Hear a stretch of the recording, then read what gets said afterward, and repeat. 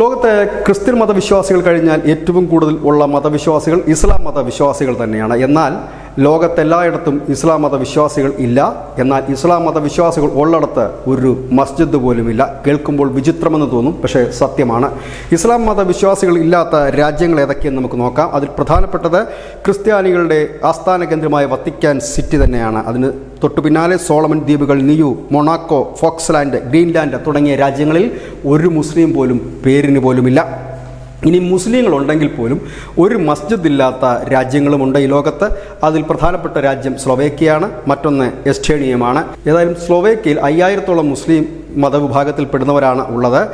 1500 പേർ എസ്റ്റോണിയയിലുമുണ്ട്. ഏതായാലും ഈ സ്ലൊവേക്കിയയിലുള്ള മുസ്ലിങ്ങൾ തങ്ങൾക്കൊരു മസ്ജിദ് വേണമെന്ന് ആവശ്യപ്പെട്ടുകൊണ്ട് അനവധി പ്രതിഷേധങ്ങൾ നടത്തിയെങ്കിലും സർക്കാർ ഇത് അനുവദിച്ചു കൊടുക്കാൻ തയ്യാറല്ല. അവർ ഔദ്യോഗിക മതമായി പോലും മുസ്ലിം മതത്തിന് ഈ സ്ലൊവാക്യയിൽ അനുവദിച്ചിട്ടുമില്ല. അവർക്ക് ആരാധിക്കാനും പ്രാർത്ഥിക്കാനും പ്രത്യേക ആരാധനാലയങ്ങളുണ്ട്.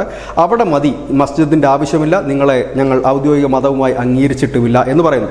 ഏതായാലും ലോകത്ത് എമ്പാടും ഇസ്ലാം മതം വളരുകയാണ് എന്ന് പറയുമ്പോഴും ഒരാൾ പോലും ഇല്ലാത്ത രാജ്യങ്ങളുമുണ്ട്, ആളുണ്ടായിട്ടും മസ്ജിദ് ഇല്ലാത്ത രാജ്യങ്ങളുമുണ്ട്. News desk Malayalam.